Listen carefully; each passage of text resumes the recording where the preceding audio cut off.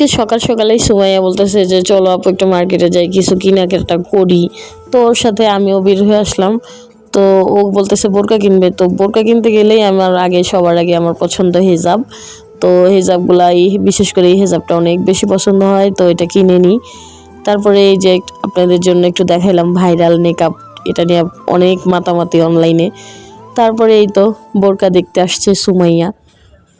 But বর্তমানে বাজারে যে বোরকাগুলো, এগুলো আমরা আরও 3-4 বছর আগেই পইরা পূরণ করে ফেলাইছি। তারপরে এই তো ঘোরাঘুরি করে দেখলাম, দেখতে দেখতে বোরকা থেকে এখন সময় বলতেছে আমি 3 পিসই কিনি, যেহেতু সামনে একটা বিয়ের অনুষ্ঠান আছে। তো পার্টি 3 পিসগুলো আমরা দেখি কোনটা ভাল লাগে।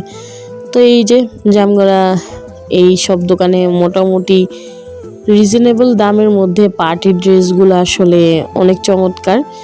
তো আমরা বেশিরভাগই যখনই কোনো পার্টি ড্রেস কিনতে যাই 3 পিসগুলো আমরা এই ভাইয়ার দোকান থেকেই কিনি। তো আমাদের পরিচিত হয়ে গেছে কিনতে কিনতে। ভাইয়াটা বলতেছে যে ঠিক আছে দেখেন কোনটা নেবেন। উনি ওনার দোকানের বেস্ট যে পার্টি ড্রেসগুলো ছিল সেগুলো খুলে খুলে দেখাইতেছিল।